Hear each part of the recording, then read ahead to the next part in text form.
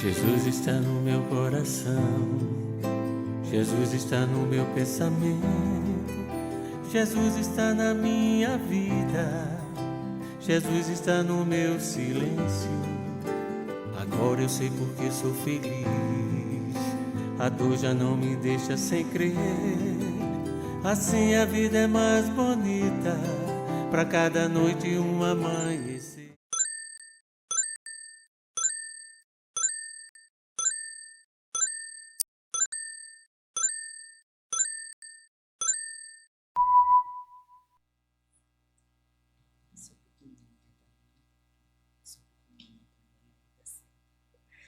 Acho que tá bom. Boa noite a todas as pessoas aqui presentes, aos encarnados e desencarnados também. É com muita alegria que retornamos a esta casa, onde encontramos corações tão queridos do ponto de vista material e também grata, né, à equipe espiritual, na pessoa do irmão Antônio, pela confiança em partilharmos aqui um pouco dos nossos estudos, né, dos nossos conhecimentos.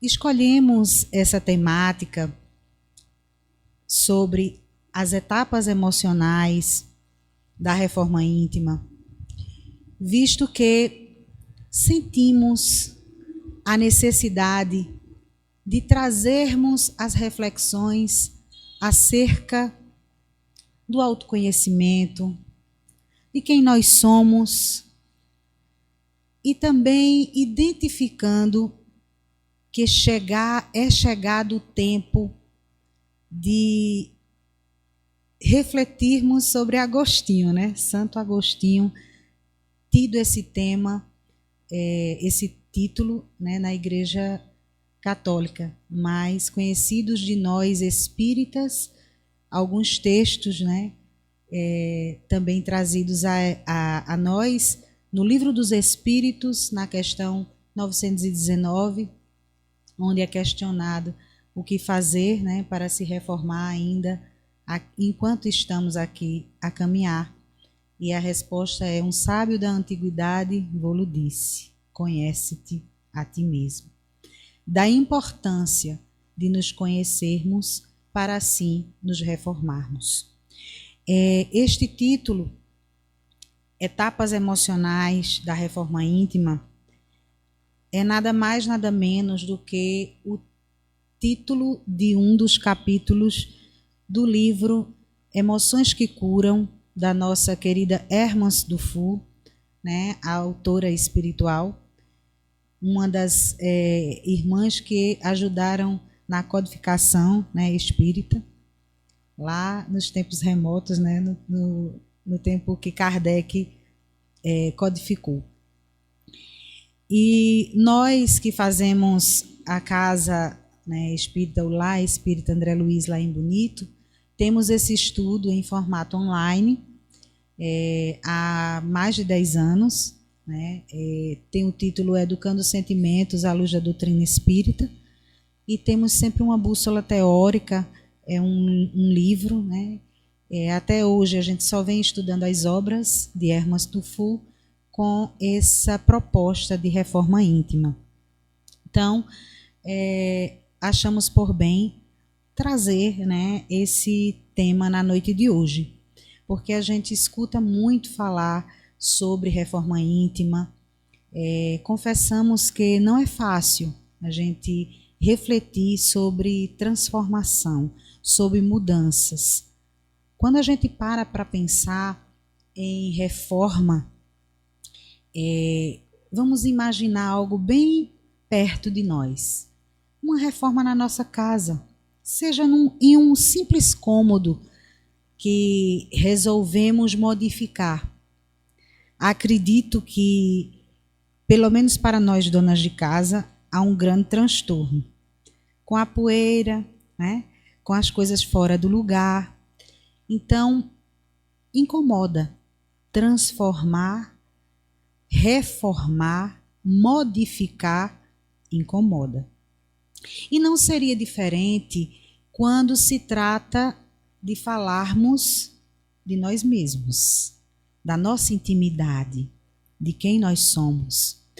Nos recordamos aqui de uma analogia para trazermos uma reflexão do nosso querido autor, não é Jung, é Freud, que fala do iceberg. Acredito que algumas pessoas já ouviram falar, né, sobre o inconsciente profundo, né, pré-consciente e consciente.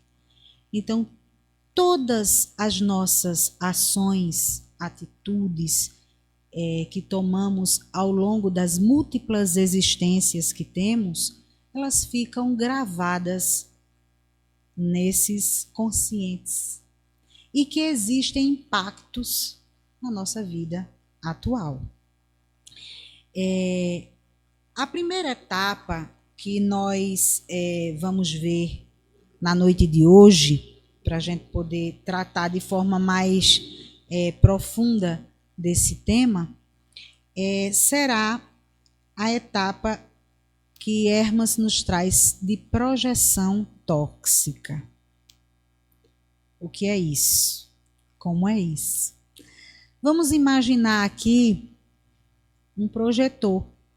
Né? Um projetor, eu lembro quando eu comecei minhas aulas, as apresentações, na verdade, não tinha data show. Hoje já existem projeções até em aparelhos menores, né? Como em celulares, enfim. Mas no meu tempo era um aparelhinho que a gente colocava uma folhinha tipo plástica, né? Não existia, né? E aí a gente colocava lá, tinha uma luzinha que refletia na parede, era em preto e branco, depois começou a aparecer os coloridos, enfim. Então, projetar é isso, é você pegar algo que existe e transferir para algum lugar. Quando nós paramos para pensar nesta etapa de projeção e quando trazemos essa qualidade de tóxica, é porque sabemos que não é algo bom. O que acontece é o seguinte, nós vamos começar a nos autoanalisar, a nos ver. Poucas vezes fazemos isso. Costumamos dizer que doutrina espírita não são para todos, porque às vezes a gente vem, conhece, mas diz, é um pouco difícil ser espírita, né? Então, há um momento, a gente foge, às vezes a consciência nos chama de volta, mas muitas vezes a gente foge, epa, meu caminho não é por aqui não, porque o convite é íntimo e é de transformação. Então, o primeiro passo é a gente se olhar. A gente vai se olhar no espelho e a gente vai se ver. Mas não se vê como hoje estamos, né, digamos assim, nesse corpo material, com a cor de cabelo, cor de pele. Não, é diferente. É se olhar intimamente. É ver quem eu sou nessa existência. Fazer um breve resgate do que eu sou, do que eu já fiz. Então, nós vamos ter um conhecimento, talvez ainda não tão aprofundado, mas superficial de quem nós somos. Por este motivo que há essa transferência, essa projeção. Sabe o que é que acontece? Que Hermas nos diz nesta etapa? Que a gente muitas vezes transfere para o outro aquilo que ainda somos ou que temos. Então a gente passa aquelas pessoas que a gente convive normalmente no dia a dia, seja o pai, seja a mãe, seja irmão, seja esposo, esposa, filhos, enfim, tios, tias, né? As famílias são de inúmeros formatos. O que é que acontece? A gente começa a dizer, porque fulano é assim, porque cicrano age dessa forma. E aquilo começa a bagunçar emocionalmente a cada um de nós e ainda não paramos para dizer, Isso sou eu, né? Eu digo isso no contexto da análise das próprias respostas, né, do que acontece. Essa é a projeção tóxica, porque eu sou de uma forma ainda, ou eu estou, é melhor utilizar esse termo, ainda estou desta forma e atribuindo aos outros que convivem comigo. Na segunda etapa, nós vamos ter identificação intelectual das imperfeições. Então, a primeira é a projeção tóxica, a segunda é a identificação intelectual das imperfeições. Vamos lá. O que é o saber intelectual?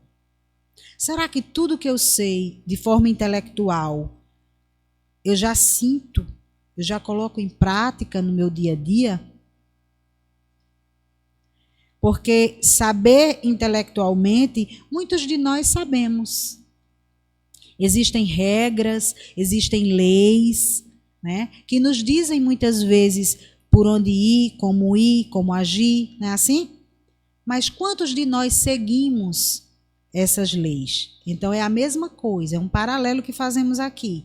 Sabemos intelectualmente, mas muitas vezes não colocamos em prática, né? Então, esta é a fase onde a gente identifica intelectualmente quem somos. O que já, digamos assim, temos condição de saber que estamos agindo incoerente com as leis divinas, com as leis de Deus. É o que já tem de conhecimento das imperfeições morais que carregamos. Porque quem aqui não é imperfeito? Estamos no planeta Terra, né? Planeta de segunda ordem, com o pé na terceira, né? Que é regeneração. Então, nenhum de nós aqui ainda estamos espíritos puros. Carregamos muitas ainda imperfeições morais, muito a trabalhar para alcançarmos a plenitude. É uma longa caminhada. Interessante que esses dias, não eu, né? Porque a dinâmica feminina às vezes é um pouco distinta da masculina, mas escutava através do meu esposo, que eu ouvia um outro orador, que falava que entre nós e Deus existe, lógico, existem os caminhos que a gente escolher, né? Mas que na física, de um ponto ao outro, é um caminho reto, né? Então, muitas vezes nós traçamos o quê? Um caminho não tão reto assim. Veja, retidão, né? Quando nós fazemos curvas, que são as imperfeições que a gente vai alimentando, que a gente vai escolhendo no dia a dia, em vez de escolher fazer o correto, a gente escolhe outros caminhos e demora mais a chegar a Deus. Então, eu sei de forma intelectual, mas não sei, não pratico ainda no meu dia a dia, né? As lições. Então, já reconhecemos as imperfeições através do autoconhecimento. Ou seja, faço essa análise de mim, né? Do que está lá, digamos assim, digamos na base do... não seria nem no inconsciente profundo, né? No subconsciente ou no consciente. A gente vai identificando, porque o subconsciente, a gente muitas vezes só sabe quem somos quando nos colocam em uma situação de extrema força, né? Então a gente vai e se identifica com as nossas imperfeições. Mais ou menos quando a gente está, né, em ar puros, digamos assim. Então a gente reage, né, instintivamente ainda, né, muitas coisas. Então, nos reconhecemos, né, através das nossas, do autoconhecimento, que não pode ser usado para acusar a nós mesmos e nem ao próximo. Então, vejam só, essa etapa emocional, ela é muito delicada. Por quê? Porque o que é que eu sei de mim o que eu sei de mim vai me trazer equilíbrio, maturidade para caminhar firme, equilibrado, harmonizado, ou vai me tirar do equilíbrio? Porque existem muitas imperfeições, atos, ações que cometemos na nossa existência, que o que é que acontece com a gente? A gente começa a se auto-sabotar, porque essa consciência intelectual de quem eu sou, do espírito que ainda falha, me leva a um processo de autossabotagem, né? De autoflagelo. Então, eu vou intelectualmente me prejudicando. A culpa, muitas vezes, né? A autoculpa. Então, eu vou tendo um caminhar bem delicado. Porque vocês sabiam que não só a nossa vida externa, ela é fruto do que a gente pensa, do que a gente sente, dessa energia que a gente emite, mas também nós somos a construção do nosso próprio intelecto, né? Do espírito imortal que somos. Então, se eu energeticamente construo esse processo de autossabotagem, eu vou sabotando as minhas células, eu vou adoecendo. Então, eu não mudo apenas o externo, eu mudo também o corpo material. Então, é um processo que vai desencadeando uma série de outras situações delicadas na nossa existência. Então, não posso jamais, sabendo que eu falhei, nem me culpar, nem me auto-sabotar e muito menos culpabilizar os outros. Porque às vezes acontece muito isso também. Qualquer fato que acontece na nossa vida, a gente tende a atribuir também. Porque foi por conta de fulano. Eu agi assim, aconteceu isso porque cicrano fez aquilo. Não é assim? Então, essa é a etapa que a gente vai identificar intelectualmente, mas que nós temos que ter muito cuidado para não nos prejudicarmos, nem fisicamente, nem espiritualmente, que carregamos para toda vida, né? Que a vida é eterna. A terceira etapa da reforma íntima que Hermas nos traz é o reconhecimento emocional das imperfeições. Então, veja, eu saio do campo intelectual para o campo emocional. Eu reconheço, eu sinto que falhei. Eu sinto que eu tenho esse defeito. Às vezes é a inveja, às vezes é a agressividade, a impaciência, a intolerância e tantas outras imperfeições que carregamos, que faz parte do nosso mundo íntimo, né, de nós habitantes do planeta Terra. Então, essa etapa nos convida a olhar para dentro e nos causa imensa dor, imenso sofrimento. É como a gente falou, a reforma não é algo legal, né? Reformar muda, causa transtorno. E aqui também, quando se trata da gente, é doloroso. É muito doloroso. Não sei se já aconteceu com vocês. Se reconhecer que falhou, não tem como voltar, né? Lembrei de Chico, patrono espiritual desta casa, que traz aquela frase clichê: embora ninguém possa voltar atrás e fazer um novo começo, qualquer um pode começar hoje a construir um novo fim. Então, eu não posso voltar e refazer diferente, mas eu posso começar a fazer um novo fim, uma nova história. E essa frase também a gente pode traduzir no que o próprio Cristo nos ensinara, que o amor cobre a multidão de pecados. Então, falhamos, amemos, né? Endireitemos o nosso passo, que possamos servir aos nossos semelhantes. Trabalho não nos falta, né? Na seara espírita, principalmente. Da casa que a gente vem, a gente sempre fala, oh meu Deus, cadê os trabalhadores? Né? Porque o fardo tem hora que é pesado. Eu lembrei Sávio dizendo, a gente atendeu de pronto. Graças a Deus que estávamos em um final de semana não sem atribuições, né? Porque o nosso trabalho é intenso. Mas que hoje, no dia de hoje em especial, nós não tínhamos outra atividade. Mas, às vezes, a gente não participa de outros eventos, de outras campanhas, enfim. Por quê? Porque se a gente sai da nossa casa, não é assim que acontece? A gente desfalca o trabalho, que já são poucos os trabalhadores, né, daquela seara.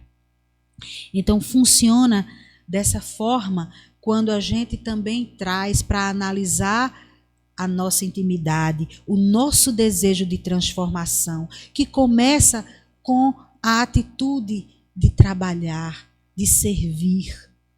Porque o serviço, muitas vezes, não vai fazer bem, não é para o presidente da casa, nem para nenhum coordenador de nenhuma atividade, nada disso. Porque quem precisa do trabalho somos nós. Cada trabalho que a gente realiza é uma forma da gente estar se reharmonizando com as leis divinas, com as leis naturais, e através do amor a gente poder amenizar um pouco da dor, né? E voltarmos para casa, para a verdadeira vida, né? Que é a vida espiritual, um pouco mais iluminados, né? Então é essa a etapa que nos convida emocionalmente, né, à transformação, a reconhecer, né, emocionalmente e nos transformar. Vai doer, é a dor psicológica, é a dor emocional, mas firmes, né, a passos firmes, a gente possa continuar a nossa caminhada. E aí nós vamos para a quarta etapa. A quarta etapa, ela fala do desenvolvimento da habilidade de contato com a sombra. Alguém pode estar se perguntando, né, quem for assistir ou quem está aqui, é muito fácil falar. É fácil falar de transformação moral, de reforma íntima, né? É muito fácil. É fácil falar de harmonizar-se com a sombra. Nós temos sombra, sabia? Aquele que não tem sombra é porque já está puro. Mas fazer as pazes com a sombra é você parar e olhar assim na intimidade e dizer, eu falhei. Quem aqui tem uma trajetória de vida, né? Os jovens, mas talvez os mais da minha idade, chegando na meia idade, a gente tem uma trajetória que nem sempre a gente conseguiu fazer o certo, e ainda hoje a gente também toma decisões equivocadas, porque estamos no processo de aprendizado. E dessa forma, olhar para a gente e dizer, eu agi mal, né? Nesse dia, com minha filha, com meu esposo, com a minha esposa, com meu irmão, com a minha irmã, eu agi mal. Mas o que é fazer as pazes com a sombra? Às vezes a gente pensa que fazer uma terapia, né, que ajuda muito, claro, né, muito importante, principalmente nos dias atuais, que eu vou me livrar, eu vou tirar, feito uma capa que a gente tira, né, as imperfeições e vai tirando e vai jogando. Não. A Gilvânia de 20 anos é a mesma Gilvânia de hoje, com quase 50 anos. É a mesma. Mas o que fazer para abraçar essa sombra? Para abraçar a criança, o adolescente, abraçar a jovem, abraçar a que teve uma idade madura e que ainda cometeu erros. Como abraçá-la? Como? Para não voltar àquela etapa de autoflagelo, de estar me autossabotando. Como? É identificar, essa imperfeição que todos nós ainda carregamos. É saber que estamos na escola abençoada chamada Terra para aprender. E que a bondade e a misericórdia divina, ela é infinitamente grande, que nos convida, quando somos reprovados em uma série, como na escola, a retornarmos ao planeta e assim podermos refazer, né? Estudar novamente, refazer as provas. Abraçar esse eu íntimo é dizer: falhei, mas eu quero acertar. Vem, coloca essa jovem, coloca esse jovem no colo e diz que ele está seguro, que está sendo amparado, que não está sozinho, porque o momento mais doloroso da nossa existência, quando falhamos, é porque nos sentimos abandonados pela própria divindade, né? Pelo nosso processo de culpa. Nos sentimos sozinhos. E quando nós acolhemos a nós mesmos e não nos martirizamos e não, mais uma vez repetindo, não nos autopunimos, nós vamos ter mais força para continuar a caminhada. Não tirando as capas da imperfeição, sabendo que elas serviram de degraus na evolução espiritual.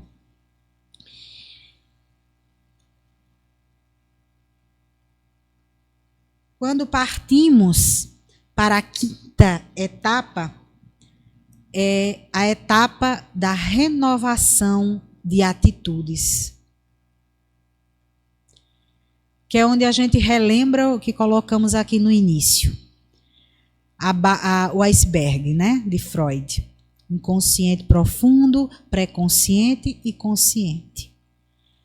Todos os hábitos que nós temos, tudo que construímos ao longo das múltiplas existências, estão gravados lá, inclusive as desta. Nós temos muitas vezes hábitos, né? Às vezes um hábito bem simples. Escovar os dentes antes de dormir. É ruim, não é? Quando a gente ou esquece ou acontece qualquer coisa assim, que a gente vai deitar que não escovou os dentes. Para quem formou esse hábito, é simples. Higiene no nosso dia a dia. Existem hábitos que estão tão ligados a nós que é difícil da gente mudar, da gente transformar. E aí eu vou contar para vocês, né? Eu estava dizendo a Cris que a gente está com um trabalho de evangelização e chegando cada vez mais. Então são muitas crianças, temos poucos trabalhadores, como falávamos. E normalmente eu fico com a juventude, né? De 12 anos em diante. Então a gente tem uma formatação de trabalhar, uma didática, toda uma linha, né? De poder atrair os jovens e eles poderem fazer parte, querer aprender doutrina espírita com a gente. E ontem eu fui convidada, né, a ficar com os bebês, que eu digo assim, né, Jardim 1. Não que eu não tenha trabalhado já, né, eu passei por um bocado de etapas aí de evangelização infantil.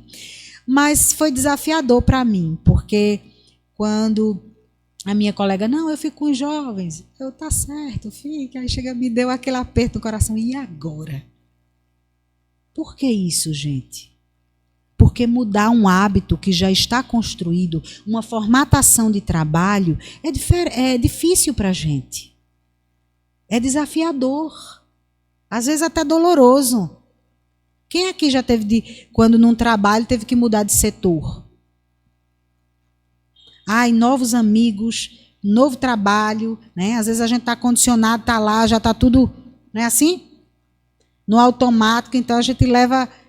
Aí quando a gente vai mudar, a gente tem que se adaptar às novas personalidades, né? Pessoas diferentes, entender como é que funciona cada um, o trabalho que a gente vai ter que focar mais, não pode, né? Aí eu lembro sempre, quando eu falo sobre isso, eu lembro quem dirige, né? Então, no início, todo mundo diz, é assim, né? Que a pessoa dirige, fica assim, e olha assim, fica todo... alguém vai falar do lado, não fale não que eu estou dirigindo. Não é assim?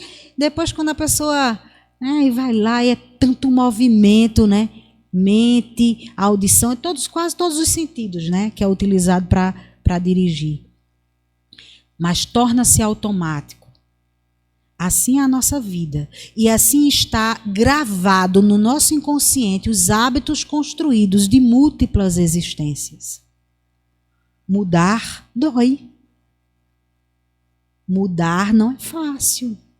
Mudar de atitude é difícil.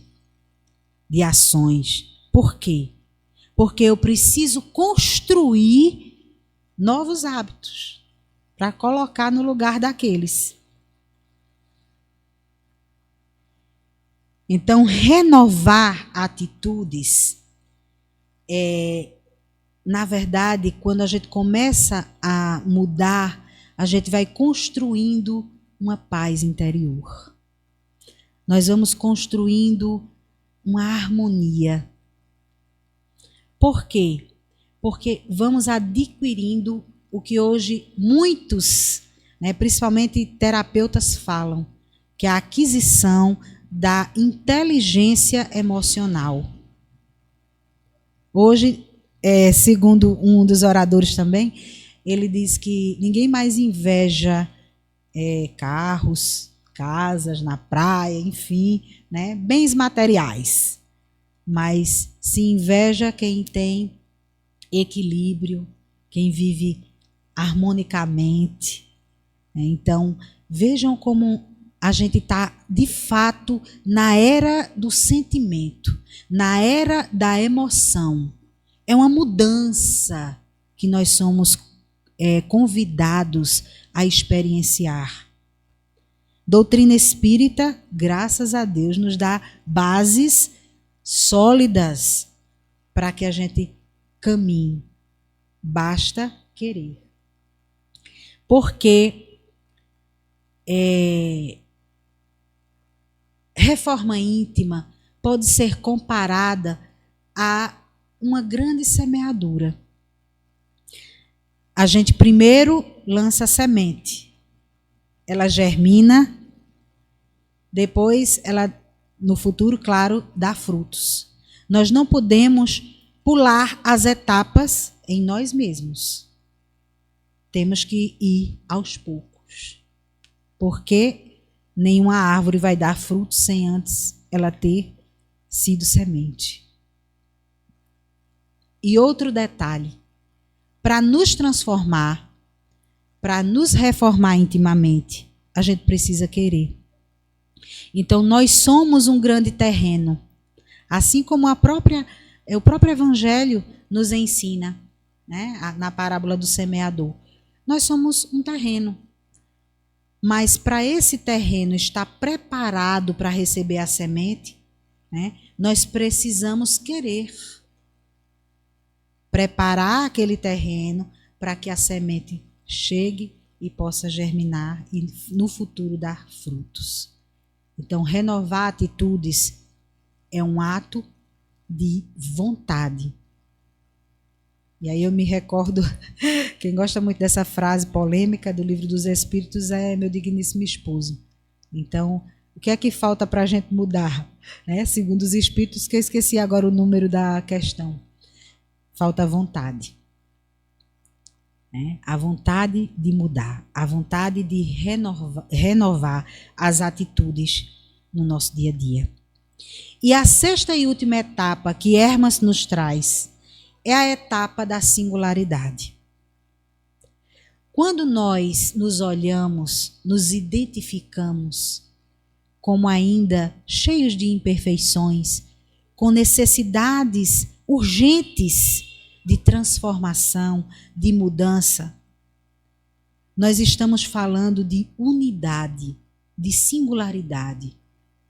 Porque não vamos aqui apresentar, como a própria Hermas traz no início do texto, essas etapas como uma receita de bolo para a transformação de nós outros de forma igualitária.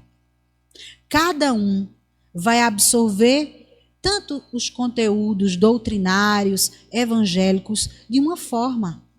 Cada um tem uma forma peculiar de se conectar com a espiritualidade, né? No momento de aflição, no momento de dor, de angústia. Porque o Cristo nos dissera: no mundo tereis aflições, mas tende bom ânimo, porque eu venci o mundo. Então, nenhum de nós aqui, seja como e quem for, não somos isentos de passar pelas nossas provas, pelas nossas dores, pelas nossas aflições. E nessa busca do autoconhecimento, nós vamos nada mais, nada menos do que identificar esta singularidade, esse eu único no universo. Porque pode existir espíritos que vibrem na mesma sintonia. O universo é muito vasto, né? Mas Deus nos fez únicos. Essa singularidade nos faz refletir sobre não querer nada igual ao outro. Porque às vezes a gente vai vendo, né? A Hermas traz aqui, eu acho bem interessante, que ela diz assim: o importante é florirmos como somos e onde fomos chamados. Quanto mais padrão, menos legitimidade. Quanto mais uniformidade, menos criatividade.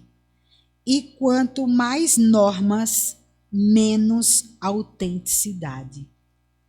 Vê só como é forte. Então, às vezes, a gente quer algo igual ao outro. Ah, porque eu quero uma roupa igual a cicrano, um calçado, um carro, uma casa. Ah, eu quero desse jeito. É algo muito... Não estou dizendo aqui que a gente não possa ter nada, mas a gente não pode andar como se fôssemos réplicas uns dos outros. Eu lembrei também do orador que a gente gosta muito de ouvir, né? Que ele cita um autor que eu esqueci agora, me perdoe. O ponto mais alto da sofisticação é a simplicidade, né? Então, quanto mais simples, mais sofisticado, né? Então, cada um de nós vamos vendo, né, que a beleza, às vezes, quando você olha para o outro, né, é tanta, digamos, artificialidade, que a pessoa, às vezes, vai ficando aos nossos olhos, né? Eu estou falando aqui uma palavra bem vulgar, corriqueira, feia. A gente vai olhando, está tão superficial, porque às vezes a gente quer ser muito igual. Então a gente acaba adotando um padrão. Por isso que Hermas diz aqui, né? Quanto mais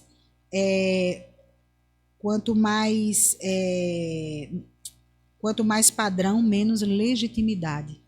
Então, nós estamos cada vez mais buscando o autoconhecimento para a gente ser único, para a gente ter nossa forma. Não adianta ninguém ditar nada, nem padrões de comportamento, porque às vezes acontece também. Às vezes a gente abandona a nossa vontade para poder servir ao outro. Não estamos querendo dizer, porque às vezes na vida conjugal, na vida familiar, nós temos que ceder em alguns momentos, né? Um quer ir para um lado, outro quer ir para o outro, enfim. Mas o que a gente traz aqui é que existem momentos que o espírito ele acaba sendo guiado por aquele que ele convive. Então, vamos por aqui, aí vai. Vamos por ali, aí o outro vai. Então, o outro está ditando para normas, né, de conduta, de comportamento, para como você deve agir. Isso eu estou falando já na fase adulta, né? Porque a gente vai, lógico, quando nós somos crianças, nós temos nossos pais que vão nos guiando, nos orientando. Não estou falando aqui disso, ou evangelizadores, né? Enfim. Mas a gente está falando realmente daquele padrão de comportamento em que a gente deixa de ser nós mesmos para sermos o que o outro quer que nós sejamos. Então, essa singularidade é muito importante para que nós possamos, como diz Hermas, na verdade ela é o coroamento da reforma íntima. Quando nós chegarmos nessa etapa, que eu sei que cada um aqui, quando a gente vai lendo, vai se identificando, né, em uma etapa.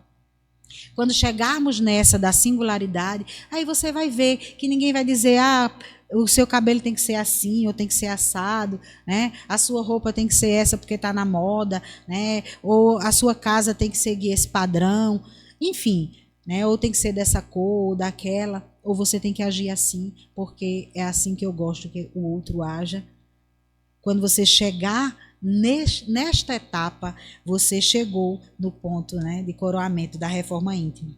É, por assim dizer, o seu grande objetivo. Ser quem somos, ser o plano de Deus na nossa caminhada individual. Não estamos aqui aleatoriamente. Somos projetos divinos, criados simples e ignorantes, traçando a caminhada evolutiva. Cada um ao seu modo, cada um à sua forma, cada um com as suas escolhas. Temos orientadores, temos diretrizes, temos bússolas teóricas, né, os livros, temos a própria doutrina espírita, né, a codificação e, acima de tudo, nós temos o Evangelho de Jesus. Este sim, que é a grande bússola, né, que foi ofertada a cada um de nós, para que nós possamos assim vivermos melhor, escolhermos hoje melhor, para, ao invés de estacionarmos nessa caminhada evolutiva, a gente poder ir subindo, né? Ir crescendo, e se iluminando. Cada escolha bem feita, cada escolha acertada, estamos sim caminhando para a evolução moral e espiritual. Para finalizar, né, porque a gente deixa sempre um tempinho para as considerações aqui, eu não sei se vocês conhecem uma cantora do movimento espírita lá de Goiás, bem conhecida, de alguns, né, do movimento, que tem músicas belíssimas. E eu me recordo que, assim, eu gosto muito dela porque ela tem uma voz muito suave, que é Cacá Rezende. Não sei se vocês conhecem. E falando de agostiniano, né, do tempo agostiniano, nós falamos de autoconhecimento. Santo Agostinho, naquela questão do Livro dos Espíritos, a posterior a que nós citamos no início, né, que a resposta foi um sábio da antiguidade vos disse, conhece-te a ti mesmo. E aí Kardec pergunta, e como fazer isso, né? Como se conhecer? E ele vai e dá a resposta, musicada por Cacá, que eu trouxe, claro que eu não canto, mas eu trouxe o poema, e fica o convite para que depois vocês escutem. Perdoe-me se eu me emocionar, porque essa música, eu estava dizendo, me emociona muito, porque ela é muito forte, mexe muito com as emoções da gente. Então, ela começa dizendo, todo dia, antes de dormir, faço um movimento, ligo o pensamento. No meu dia, o que foi que eu fiz? Se foi tudo bem, fui feliz também? Será que eu dediquei minha atenção? Ouvi direito a minha emoção? Será que eu fiz o bem ou fiz o mal? Lembrei que sou espírito imortal? Cuidei da minha mente, corpo e coração? E coloquei vontade nos meus pés e mãos? E quando eu não sabia o que fazer, Chamei Jesus para me acolher. Todo dia um movimento. Mais e mais eu me conheço. E vou descobrindo assim o que Deus gravou em mim. As leis dele estão gravadas em nossa consciência. Gratidão mais uma vez pela oportunidade sagrada de servir, minimamente que seja, mas de contribuir com a divulgação desta doutrina que salva, que ampara e que consola a cada um de nós, todos os dias, se fizermos o movimento. Muita paz.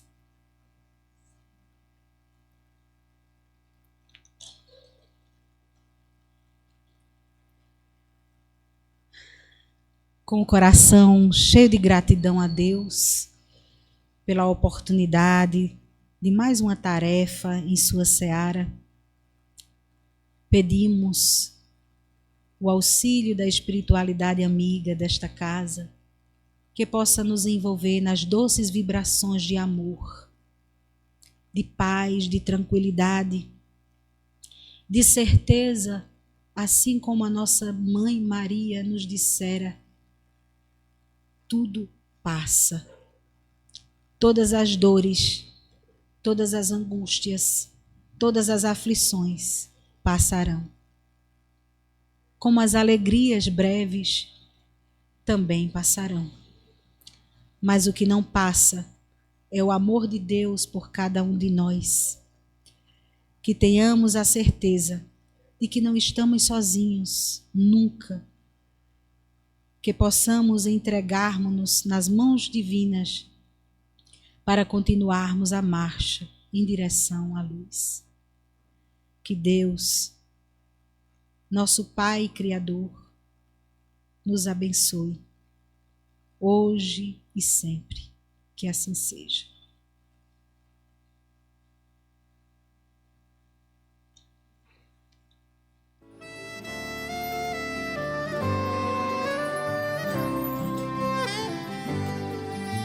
Jesus está no meu coração, Jesus está no meu pensamento, Jesus está na minha vida, Jesus está no meu silêncio.